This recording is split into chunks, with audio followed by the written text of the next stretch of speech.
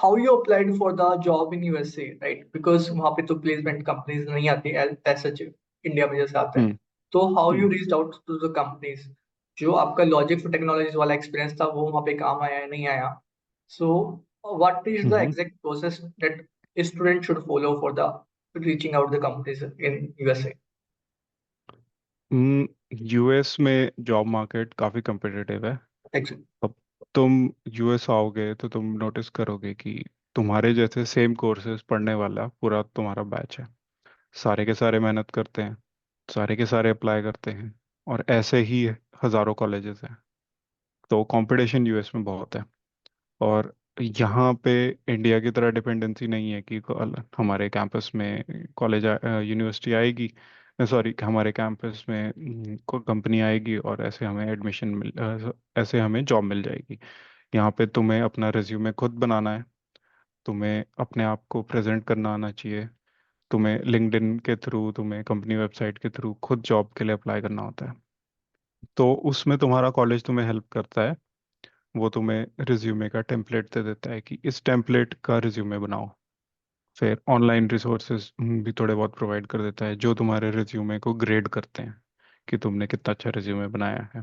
उसके अलावा कॉलेज में मॉक इंटरव्यूज वगैरह होते रहते हैं, जिस जो कि यूनिवर्सिटी जॉब सेंटर वाले भी ऑर्गेनाइज कराते हैं, या फिर वो कंपनी एक्सपर्ट्स को भी बुलाते हैं जो तुम्हारा ऐसे मॉक इंटरव्यू लेंगे और तुम्हें टिप्स देंगे कि तुमने ये अच्छे से बोला, तुम्हें ये ऐसे एक्सप्लेन करना चाहिए। अब इसके अलावा हर चीज़ तुम्हें अपने लैपटॉप पे बैठो, गूगल करो, हर चीज़ पढ़ो। बेसिक इंटरव्यूज़ के लिए जैसे मुझे डिज़ाइन रोल्स के लिए अप्लाई करना था, तो मैं डिज़ाइन ओरिएंटेड जो भी इंटरव्यू क्वेश्चंस होते हैं वो ऑनलाइन बैठ के पढ़ता रहा। उसके अलावा इंटर्नशिप्स के लिए तो ऐसा होता है कि काफ़ी कंपनीज के स्टैंडर्डाइज प्रोसीजर होते हैं। जैसे मेरे केस में क्वालकॉम का काफ़ी स्टैंडर्डाइज प्रोसीजर था। उन्होंने सेमेस्टर शुरू होता है जैसे अगस्त में, तो अगस्त एंड से सितंबर में काफ़ी बच्चों को रिक्रूट कर दिया था। हमें उस टाइम पता नहीं लगा कि ऐसा कुछ भी होता है, तो वी मिस दैट चांस। उसके अलावा और भी काफ़ी कंपनीज होती है जिनका स्टैंडर्ड वे होता है कि वो उन्होंने इतने इंटर्न्स लेने हैं, तो वो पूरा का पूरा अपना प्रोसीजर करते हैं। बट उन वो लॉन्ग प्रोसीजर रखते हैं, ऐसा नहीं कि एक महीने में ख़त्म कर दिया। जैसे एप्पल का होता है, उनका पूरा इंटर्नशिप का चलेगा। तुम इंटर्नशिप जून में करने वाले हो और तुम्हारी मई में भी लग सकती है, या फिर मतलब ऐसे एक्सपेक्ट कर लो कि मार्च अप्रैल में तुम इंटरव्यू देते हो और तुम जून में एप्पल ज्वाइन कर रहे हो फॉर इंटर्नशिप। बट उनका स्टैंडर्ड वे इसलिए होता है क्योंकि उन्होंने पूरा का पूरा डिज़ाइन किया होता है कि इतने बच्चे हायर होंगे, इतने इंटर्नशिप्स होगी, इतने हम बच्चों को क्योंकि वो रहने को भी दे देते हैं, तो इतने हम्म। बच्चों को हम ऐसे रहने को दे सकते हैं। तो अलग अलग कंपनीज का अलग अलग प्रोसीजर्स होते हैं। बट बेस्ट यही रहता है कि ईमेल करते रहो जितने को भी तुम कर सकते हो। लिंक्डइन पे एक्टिव रहो, जहाँ पे भी कोई ओपनिंग तुम्हें दिखती है इंटर्नशिप की या फुल टाइम की, तो लगातार अप्लाई करते रहो।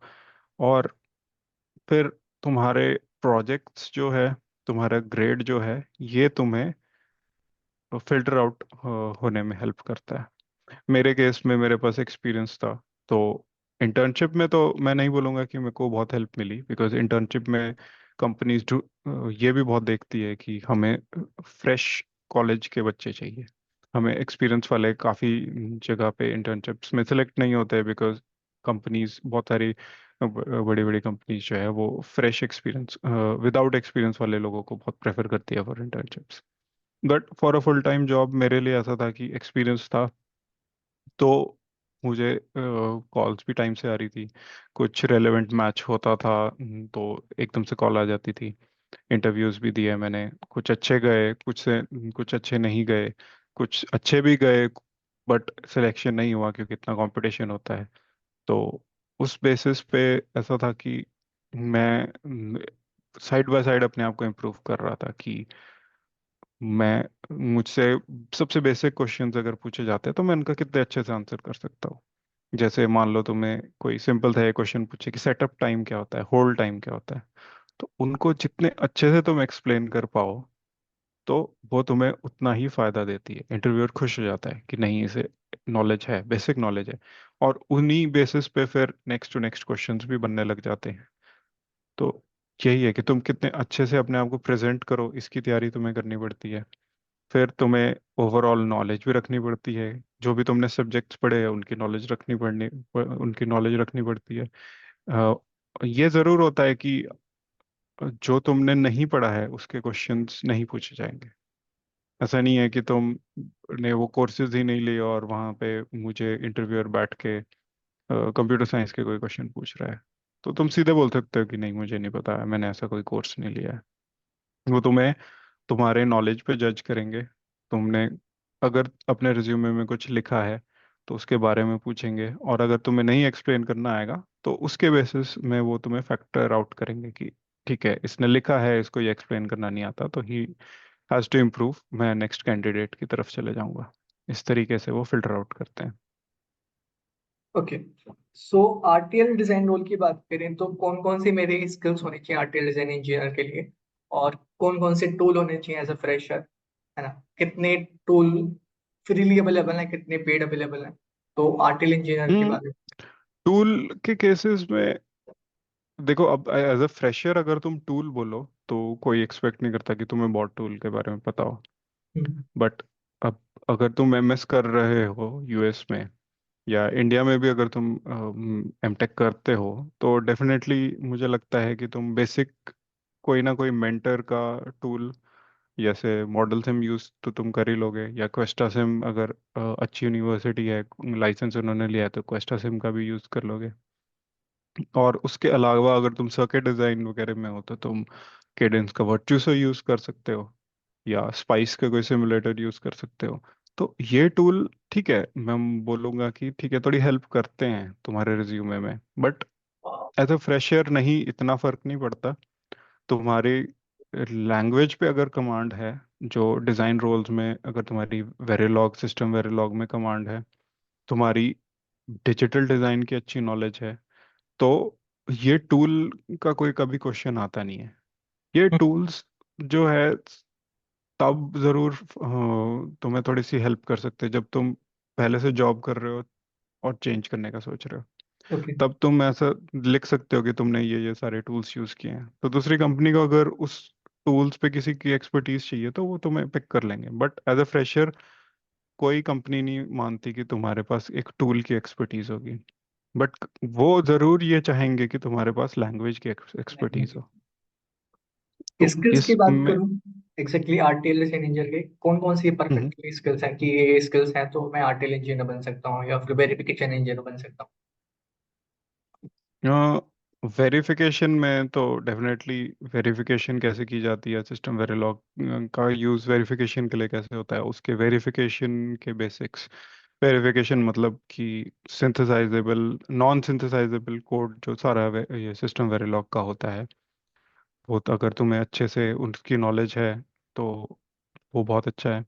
बट अगर डिज़ाइन की बात किया जाए तो डिज़ाइन में अगर तुम्हें वेरिलॉग, सिस्टम वेरिलॉग के बेसिक कंस्ट्रक्ट समझ आते हैं, always block, assign statement, blocking, non blocking, और छोटे मोटे डिजिटल सर्किट्स अगर तुम वेरिलॉग में लिख सको, जैसे मैं तुम्हें बोलूँ प्रायोरिटी एनकोडर लिखो, हूँ। मैं तुम्हें बोलूँ कि ये रीसेट है, कौन सा रीसेट है, synchronous, asynchronous, positive, pos edge, neg edge क्या होती है, एक्टिव हाई, एक्टिव लो क्या होता है, अगर तुम ये इजीली एक्सप्लेन कर सको तो वेल एंड गुड। उसके अलावा फिर एडेड अगर तुम कोई चीज़ें लेना चाहो तो तुम ये एक्सप्लेन कर, तुम में इस डोमेन में अगर थोड़ी सी नॉलेज हो कि सिंक्रोनाइजेशन क्या होती है, सिंक्रोनाइजेशन में फिर सेटअप होल्ड टाइम क्या होता है, क्यों ये इम्पोर्टेंट है, कैसे वायलेशंस हो सकती है, और तुम फास्ट एज पे अगर सिंक्रोनाइज करना चाहो एक अपने पल्स को, या फास्ट टू स्लो अगर तुम सिंक्रोनाइज करना चाहो, तो किस किस तरीके के डिजाइन हो सकते हैं। ये थोड़ा सा एडवांस आ गया,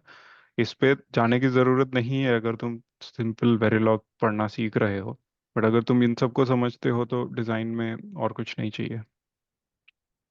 इंडिया में क्या होता है कि डिजाइन रोल में भी एसटी पूछ लेते हैं, राइट? एसटी जबकि फिजिकल डिजाइन का पार्ट है, तो ऐसा यूएसए में भी होता है कि नहीं, पूरा एसटीए पूछा जाता है। एसटी पूछ लेते एसटीए के साथ साथ एसटीए की नॉलेज होनी चाहिए ना। अब तुम बिल्कुल। डिजाइन कुछ कर रहे हो, तुम्हें पता ही नहीं है कि एक टाइमिंग पाथ क्या होता है, तुम्हें ये नहीं समझ आता कि तुम्हारे पाथ में क्यों एक तुम्हें सेटअप वायलेशन आ रही है या होल्ड वायलेशन आ रही है, तो फिर तुम डिजाइन नहीं अच्छा कर सकते ना। तुम्हें नॉलेज होनी चाहिए उस चीज़ की कि तुम एक कॉम्बिनेशनल लॉजिक लिख रहे हो जो इतना बड़ा है कि वो उस मिनिमम टाइम में सिंथेसाइज नहीं होता है जो तुम्हारी क्लॉक फ्रिक्वेंसी तुमने रखी है। तो इस चीज़ के लिए तुम्हें थोड़ा बहुत पूछ लेते हैं वो। पूछता है। बट अगर वो इस इन डेप्थ में जा रहे हैं कि ये इसमें कौन सा कंस्ट्रेंट यूज होना चाहिए, ये किस तरीके की वालेशन है, ये कंस्ट्रेंट किस चीज़ के लिए यूज होता है, तो वो थोड़ा मैं बोलूंगा कि डिजाइन रोल के लिए वो ओवर पूछ रहे नहीं पूछता है, इतना नहीं पूछता। हैं। Basics setup time, hold time, false path, ये और सेटअप होल्ड टाइम की नॉलेज होनी चाहिए। False path. उसमें तो मैं तुम्हें बोलूंगा कि अगर तुम्हें सर्किट लेवल की नॉलेज है ना कि सेटअप टाइम बनता कैसे है, होल्ड टाइम बनता कैसे है, एक फ्लिप फ्लॉप क्या होता है, उसको सेटअप टाइम क्यों चाहिए, उसको होल्ड टाइम क्यों चाहिए, अगर तुम सर्किट लेवल पे बता सको मुझे, तो मैं मानूंगा कि उससे अच्छा डिजाइन के लिए और कुछ नहीं है। इक्वेशन वगैरह। नहीं, इक्वेशन नहीं। अब मान लो जैसे तुम सर्किट में एक छोटा सा वो बनाते हो, फ्लॉप बनाते हो। ठीक है, तुम्हारा सिग्नल आया, तुम्हारे पास बफर्स है, और वहां पे तुम्हारे पास एक सर्कुलर पाथ है जिसकी वजह से तुम्हें होल्ड वायलेशन मेंटेन करनी पड़ती है कि भाई होल्ड होना चाहिए डेटा इतनी देर के लिए। अगर तुम उस तरीके की सर्किट में एक्सप्लेनेशन अगर तुम्हें आती है करने, तो वो तुम्हारे लिए ही हेल्पफुल है क्योंकि तुम्हें इन डेप्थ नॉलेज है उसकी।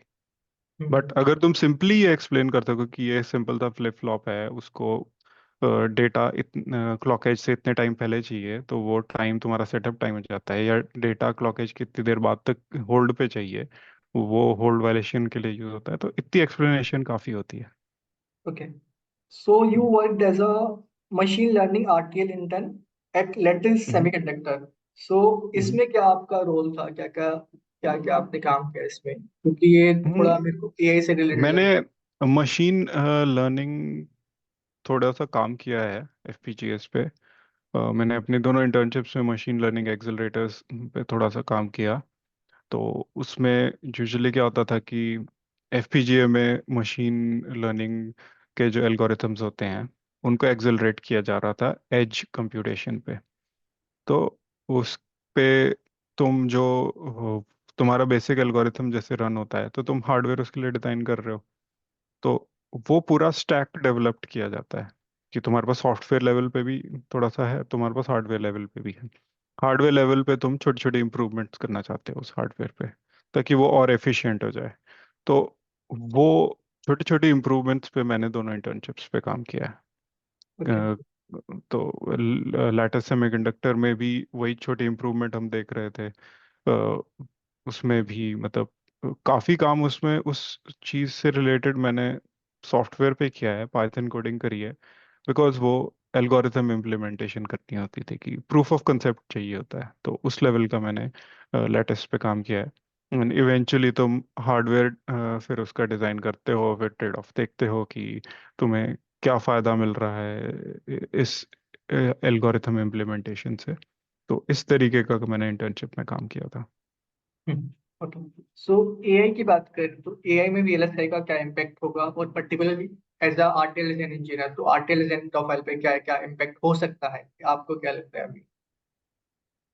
हम्म, यार एआई का इम्पैक्ट, अब तुम इम्पैक्ट की अगर बात करो तो फिलहाल तो यही है कि एआई के हार्डवेयर डेवलप कर रहे हैं सारे के सारे, और ढेर सारा काम हमें मिल रहा है कि जल्दी से जल्दी अच्छे से अच्छा हार्डवेयर डेवलप करो। बट अगर तुम अपनी जॉब पे इम्पैक्ट देखना चाहो तो इतना तो नहीं फिलहाल होगा।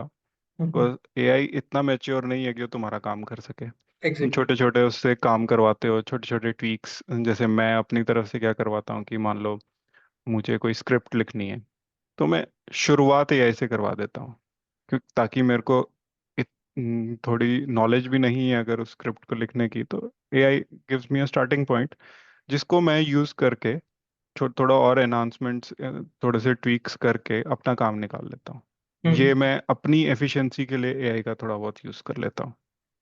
ओके। उसके अलावा अभी इतना मैच्योर नहीं हुआ है कि वो मेरा पूरा का पूरा आरटीएल पूरा। लिखते हैं। उस एग्जैक्टली। एआई इतना मैच्योर नहीं है कि मैं उसको अपना पूरा का पूरा आर्किटेक्चरल डायग्राम दूं, बोल दूं ये ऐसा डिज़ाइन है, इसमें इतना सीपीयू कंप्यूट होना चाहिए, इस पे इतने कैश मेमोरी होनी चाहिए, और वो मेरे को पूरा आरटीएल डिज़ाइन करके दे दे। इतना एडवांस नहीं हुआ है फिलहाल, और इतना एडवांस होने में काफ़ी टाइम भी लगेगा।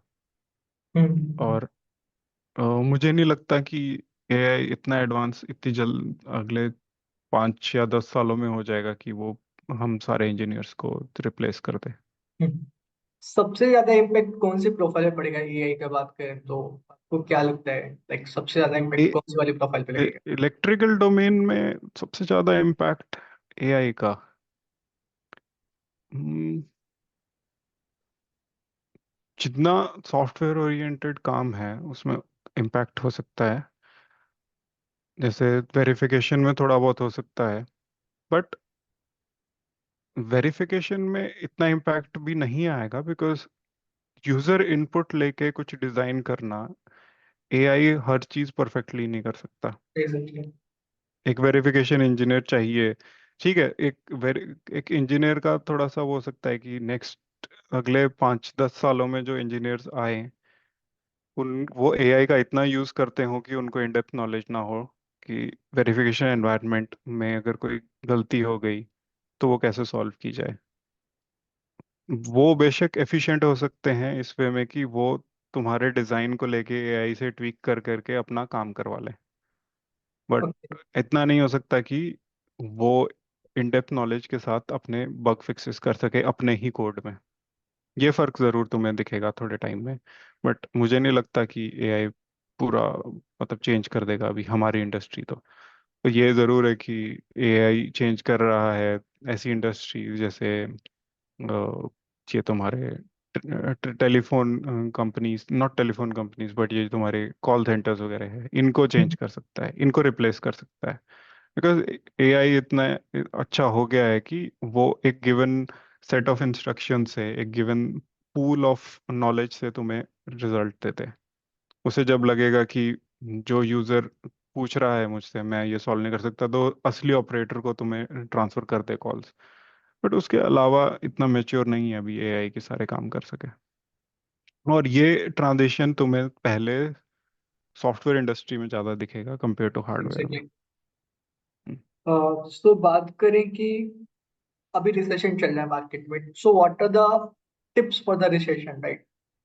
आपको भी काफी सारे मैसेज आते होंगे लिंक्डइन पे, राइट? काफी सारे रिसेशन चल रहा है, यूएस में भी काफी है, इंडिया में काफी है। इंडिया में तो रिलेटिवली हम्म। कम ही है।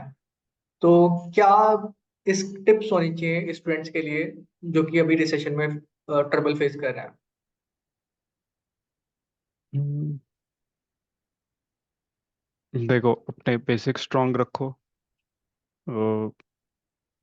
जॉब मार्केट के लिए तो यही सबसे इम्पोर्टेंट होता है।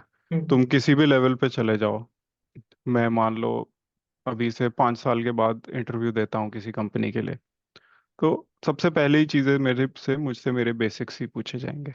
सारे मुझसे यही पूछेंगे कि सेटअप होल्ड टाइम क्या होता है। अगर मैं एग्जैक्टली। उस लेवल पे जाके वो चीज़ भूल गया हूँ तो मुझे दूसरी कंपनी कभी नहीं लेगी। तो एग्जैक्टली। सबसे पहले अपने बेसिक्स स्ट्रांग रखो। किसी भी लेवल में तुम इंटरव्यू देते हो तुमसे ये चीज़ें बेसिक्स पूछे ही जाएंगे, कुछ ना कुछ बेसिक क्वेश्चन हमेशा पूछा जाता है, जस्ट टू टेस्ट कि तुम्हारी बेसिक नॉलेज कितनी है। ठीक है, लॉजिकल क्वेश्चंस उन्हीं से ही बनते हैं। बेसिक स्ट्रांग है तो तुम लॉजिकल क्वेश्चंस भी अपने सॉल्व कर सकते हो। तुम टाइम लोगे, एक इंटरव्यू तुम्हारा अच्छा नहीं गया तो तुम अगले इंटरव्यू के लिए वही इम्प्रूव कर सकते हो। और सबसे इम्पोर्टेंट रहता है कि जॉब चाहिए तो खुद से जाके लोगों को पूछो, खुद से जाके एचआर को कोल्ड ईमेल्स करो, खुद से जाके किसी हायरिंग मैनेजर जो तुम्हें लगता है कि ये हायरिंग कर रहा है उसको अप्रोच करो।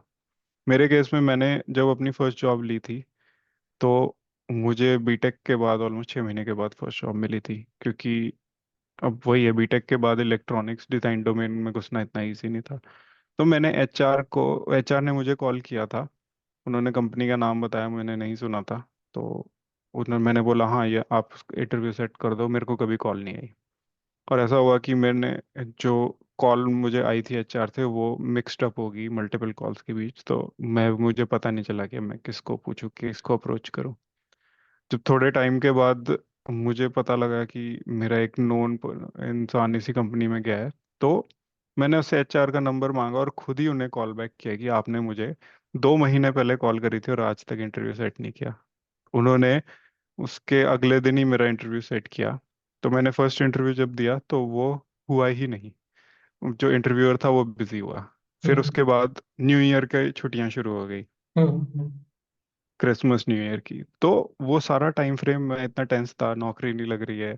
और ठीक है, आईटी का ऑफर था बट मुझे नहीं जाना था। हम्म तो मैंने फिर से एचआर को कॉल किया, फिर उसने फ्री शेड्यूल किया, तब जाके मैंने अपनी फर्स्ट जॉब ली है।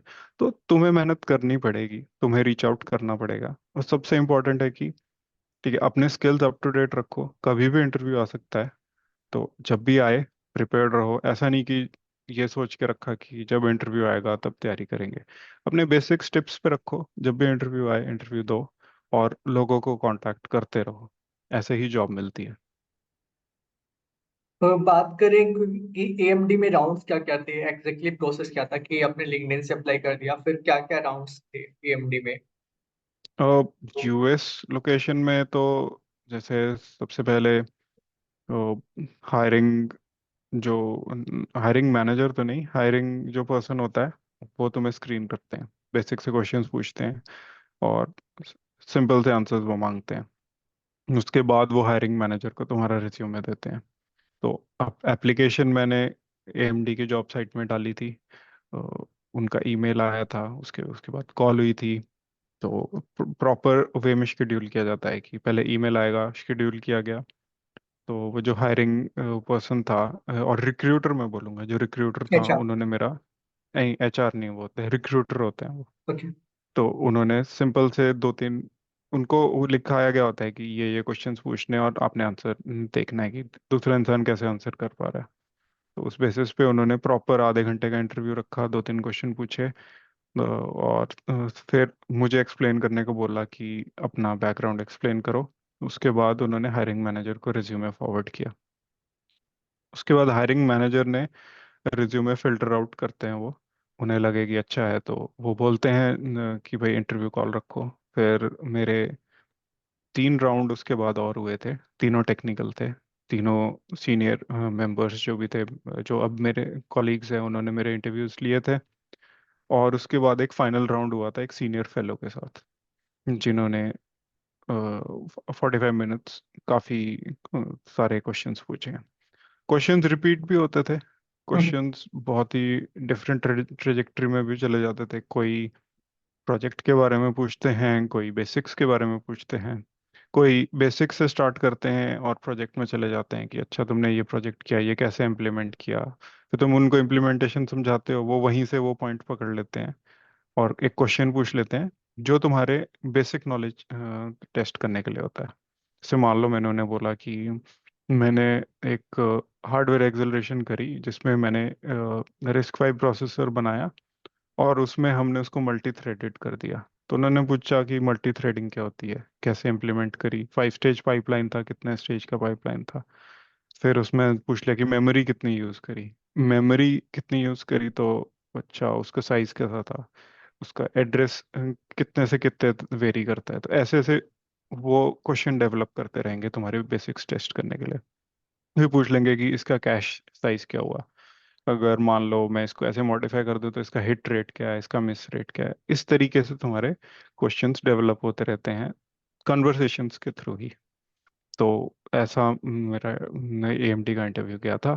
एंड जैसे अभी मेरी टीम में काफ़ी फोकस होता है ये क्लॉक डोमेन क्रॉसिंग के लिए, तो इससे सीरियसली। रिलेटेड बहुत क्वेश्चंस पूछे गए थे। High okay. स्पीड इंटरफेस होता है तो इसमें high speed clock synchronisation, data synchronisation, तो बहुत सारे questions FIFO design and all से रिलेटेड बहुत पूछे गए थे। ओके। सो अगर कोई फ्रेशर है तो उसको कौन कौन से प्रोजेक्ट्स ऐड करने चाहिए आइडियली, लाइक से फीफो, प्रोटोकॉल बेस्ड प्रोजेक्ट्स, तो ये सब हेल्पफुल करता है या नहीं करता अगर as a fresher hmm you are applying for the AMD? अब तुम, हाँ डेफिनेटली, प्रोटोकॉल्स अगर तुम कुछ इम्प्लीमेंट कर सकते हो तो डेफिनेटली उनको लिखो। थोड़े अगर ट्राई कर सकते हो तो कंप्यूटर आर्किटेक्चर में थोड़ा सा जाओ, पाइपलाइन मॉडल समझो। तो सबसे पहले तो ये समझो कि कंप्यूटर आर्किटेक्चर, कंप्यूटर का वो जो डिज़ाइन होता है तुम्हारा सीपीयू का, वो कैसे किया जाता है। सिंगल स्टेज में कैसे किया जाता है, पाइपलाइन कैसे किया जाता है। ये बेसिक समझ लो, छोटे से कोई इम्प्लीमेंटेशन कर सको तो वो कर लो। हम्म, ये सब काफ़ी होता है फॉर अ स्टार्ट। फिर ओके। तुम एडवांस अगर जाना चाहो तो फिर कोर्स वर्क रिलेटेड पे कर सकते हो, या कुछ ऑनलाइन किसी के गिटहब प्रोफाइल में कुछ देख लिया नया तो वैसा वैसा कुछ खुद से इम्प्लीमेंट कर सकते हो। ओके, अगर मैं लाइफ स्टाइल की बात करूँ आपकी, like in USA companies and the Indian companies, so what is the major difference and which is better and how how the things are different? तो कितना ज्यादा डिफरेंस है वर्क लाइफ बैलेंस वगैरह में? यूएस में सी, ये बहुत वेरी करता है कि तुम्हारे मैनेजर कैसे हैं, तुम्हारे टीम कैसी है।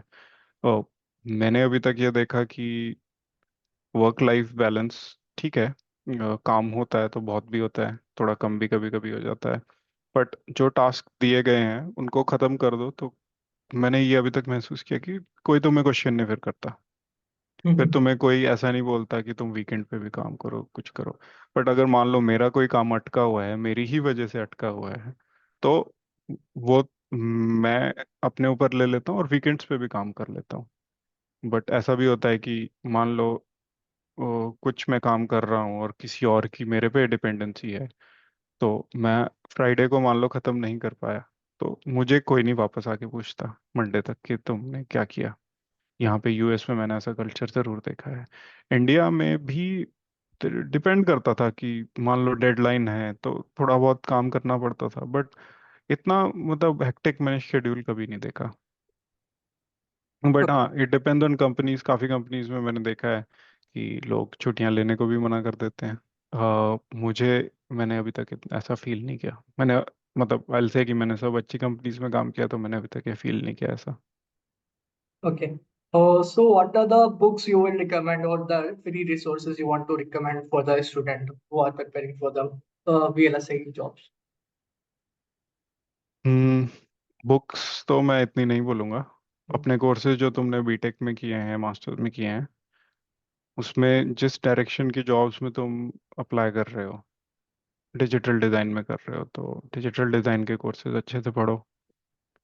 एनालॉग साइड जा रहे हो तो सर्किट डिज़ाइन के कोर्सेज अच्छे से पढ़ो।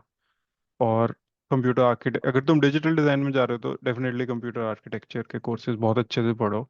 अ, जो हेनेसी एंड पैटरसन की जो कंप्यूटर आर्किटेक्चर की बुक है, वो मैं मस्ट रिकमेंड करूंगा। बहुत अच्छे से उन्होंने पूरा का पूरा computer architecture and organisation explain किया है। कंप्यूटर ऑर्गेनाइजेशन बहुत इंपॉर्टेंट है डिज़ाइन रोल्स के लिए। अगर तुम CPU design, memory controller and all वाले डिज़ाइन वाली साइड जाते हो तो तुम्हें पूरी की पूरी ऑर्गेनाइजेशन समझ आनी चाहिए कि एड्रेसिंग कैसे होती है मेमोरीज की। कंप्यूटर आर्किटेक्चर में क्या क्या स्टेजेस हो सकते हैं, एडवांस्ड कंप्यूटर आर्किटेक्चर कैसे किया जाता है, कैश हायरार्कीज कैसे होती है, कैश एड्रेसिंग कैसे होती है, अलग अलग टोपोलॉजीज जो यूज़ की जाती है, तो वो बहुत इंपॉर्टेंट हो जाता है। बट अगर तुम बीटेक हो तो बेस्ट है कि तुम्हारे जो बेसिक्स है सर्किट्स के, तो सर्किट डिज़ाइन के सिंपल से जो तुम मान लो क्या टूल कोई यूज़ करते हो, जिसमें तुमने सीमॉस स्टडी किया हो, सीमॉस रिलेटेड इन्वर्टर वगैरह, वो सारे बेसिक्स अपने अच्छे से रखो। अगर तुम किसी डिजिटल डिज़ाइन ओरिएंटेड और सिग्नल प्रोसेसिंग वाले रोल्स में जाते हो तो अपने मैटलैब थोड़ा सा स्ट्रॉन्ग कर लो। अपना जो तुम्हारे बेसिक्स है फॉर सिग्नल प्रोसेसिंग, वो स्ट्रॉन्ग कर लो, तो ये सब तुम्हारे को हेल्प करेगा जॉब्स के लिए। वही है, डिपेंड करता है कि तुम कैसे रोल के लिए अप्लाई कर रहे हो। उस रोल के अकॉर्डिंग तुम्हें अपने बेसिक्स स्ट्रॉन्ग रखने चाहिए।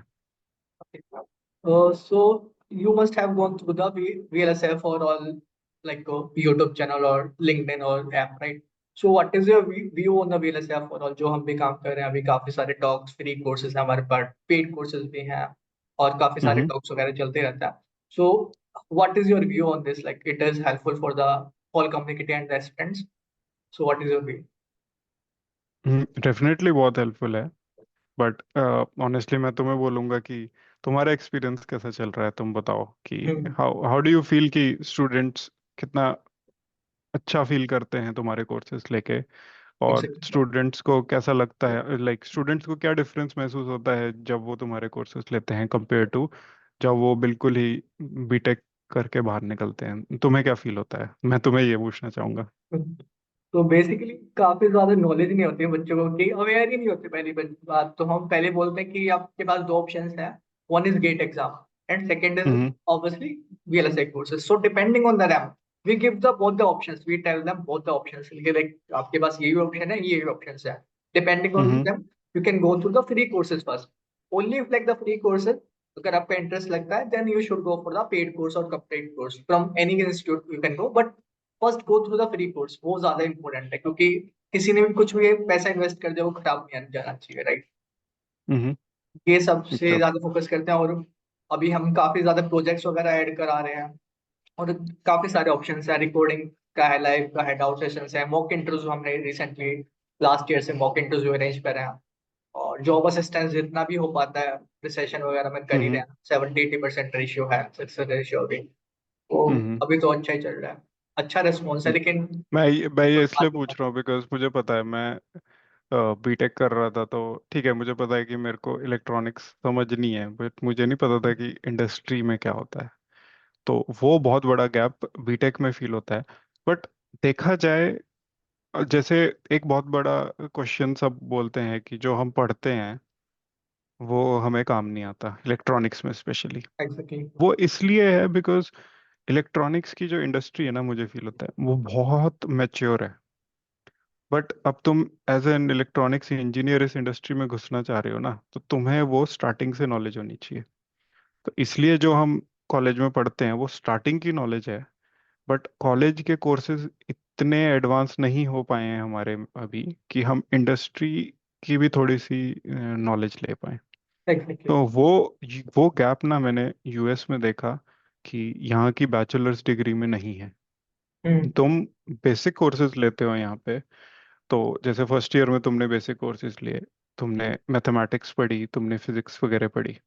उसके बाद सेकेंड ईयर में तुम जैसे डिजिटल डिजाइन करते हो, थर्ड ईयर में फिर तुम मान लो सर्किट का कुछ मैंडेटरी कोर्सेज होते हैं कि तुम्हें डिजिटल भी लेना है, सर्किट का भी लेना है, तुम्हें एक आधा डिजिटल सिग्नल प्रोसेसिंग का भी लेना है। बट फाइनल ईयर में मैंने यहाँ देखा कि जो हम मास्टर्स में जाके इंट्रोडक्टरी कोर्स लेते हैं ना यहाँ पे, वो यहाँ पे फाइनल ईयर में दो तीन कोर्सेज यहाँ के बैचलर्स वाले लेते हैं।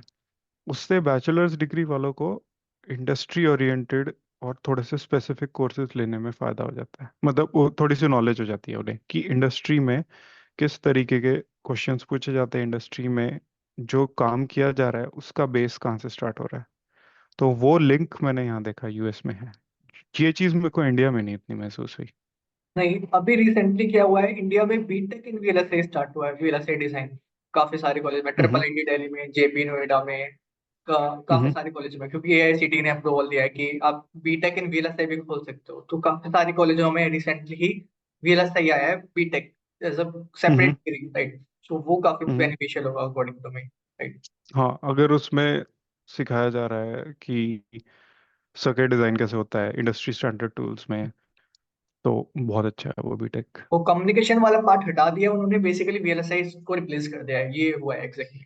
हाँ, ये हो सकता है कि हमारे टाइम में कम्युनिकेशन था, तो वो मेरे लिए बहुत सारे कोर्सेज ऐसे थे कि वो तो इनरेलेवेंट। पता भी नहीं उनमें क्या पढ़ा है। वही वही। हम्म। So anything you want to say in the end to the anyone like aspirants मैं or ये जरूर बोलूंगा कि जो बेसिक्स तुम पढ़ते हो ना, वो बहुत हेल्पफुल होते हैं आगे। जॉब में भी मैं बोलता हूँ हेल्पफुल रहते हैं चीज़ें समझने में। कोई छोटी से छोटी चीज़ जो गलत की हो, या फिर कोई तुम्हें सीनियर बोले कि ये इस तरीके से नहीं इस तरीके से इम्प्लीमेंट होगा, और वो रीज़न दे देता है कि ये ऐसे ऐसे होगा, वहां पे वो तुम्हारे बेसिक्स पकड़ के तुम्हें वो रीज़न देता है कि ये इसलिए ऐसा होगा। तो बेसिक्स बहुत इंपॉर्टेंट रहते हैं। बेशक तुम्हें अभी ऐसा लगे कि कहीं लिंक नहीं बन रहा है इनका, बट इवेंचुअली उनका लिंक बनेगा। तो कभी ये मत सोचना कि वो बेसिक्स कहीं काम नहीं आएंगे। so thank you again, thank you so much for your time and efforts, thank you, bye, sure, good luck, bye bye. bye bye.